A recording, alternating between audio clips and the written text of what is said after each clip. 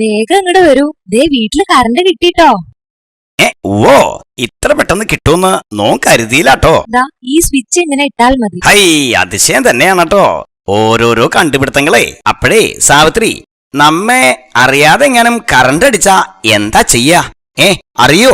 ഓ, അതിനൊരു വലിയ സ്വിച്ച് അകത്ത് വെച്ചിട്ടുണ്ട്. അതിൽ പിടിച്ച് താത്തിയാൽ മതി ഇത്രേ. അങ്ങനൊരു സ്വിച്ച് ഉണ്ടോ? എനിക്കത്ര വിശ്വാസം ഇല്ലാട്ടോ. ഏതായാലും ഒന്ന് നോക്കട്ടെ. ഇത് താത്തിയ കറണ്ട് അടിക്കില്ലാന്ന് ഉറപ്പാണല്ലോ, ഇല്ലേ? അങ്ങനെ ആ ഓഫീസർ പറഞ്ഞത്. പാച്ചാ, പാച്ചാ ഇങ്ങോട്ട് വരിക. വരുന്ന തിരുമേനി. പാച്ചാ, ആ വയറ് രണ്ടും അങ്ങോട്ട് കൂട്ടിപ്പിടിക്കുക. എന്തിനാ തിരുമേനി? എന്റെ കഴുത്ത് കെട്ടി തൂക്കാൻ ശുംഭൻ നിന്നോട് പറയേണ്ടത് അങ്ങോട്ട് കേൾക്കുക. ഇങ്ങോട്ട് ചോദ്യമൊന്നും വേണ്ട കേട്ടോ. അയ്യോ അയ്യോ അയ്യോ. അപ്പോ ആ ആഫീസർ പറഞ്ഞത് നേരാ അല്ലേ പാച്ചാ? എന്താ തിരുമേനി? അല്ല, ഷോക്കടിച്ചാൽ ഈ സ്വിച്ച് അങ്ങോട്ട് താത്തിയാ മതിയെന്ന് പറഞ്ഞത്രേ. സത്യം തന്നെയാണ് കേട്ടോ.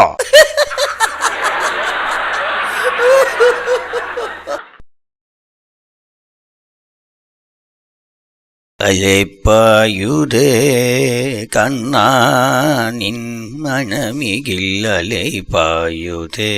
തിരുമേനി തിരുമേനി, ദേ കിട്ടി. എന്ത് കിട്ടിയെന്നാ ശുംഭ നീ പറയണത്? ആനമുട്ട കിട്ടിയെന്നാണോ? അല്ല തിരുമേനി, ദേ ഇത് കണ്ടോ? എന്താ അത്? വല്ല കല്യാണക്കുറിയാണോ? ഒരു സദ്യ ഉണ്ടിട്ട് നാളായേ. ഈ തിരുമേനിക്ക് എപ്പ നോക്കിയാലും തീറ്റയുടെ വിചാരമുള്ളൂ. എന്റെ തിരുമേനി, ഇത് കല്യാണക്കുറിയൊന്നും അല്ല. അല്ലേ? പിന്നെന്താ? അങ്ങനെ പറയാ തിരുമേനി.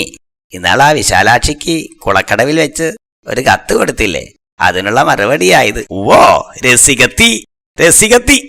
അതെ പാച്ചാ, ഇവിടെ വെച്ച് നോക്കണ്ടാട്ടോ. സാവിത്രി ഇവിടെ ഉണ്ടേ.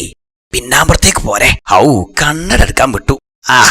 ഏതായാലും നീ അങ്ങോട്ട് വായിച്ചോളൂ, നോൻ കേട്ടോളാം. ശരി തിരുമേനി. എത്രയും സ്നേഹം നിറഞ്ഞ എന്റെ പൊന്ന് തിരുമേനിക്ക് വിശാലം എഴുതുന്നു. കേട്ടിട്ട് നോമിന് ഇക്കിളി ആവണു.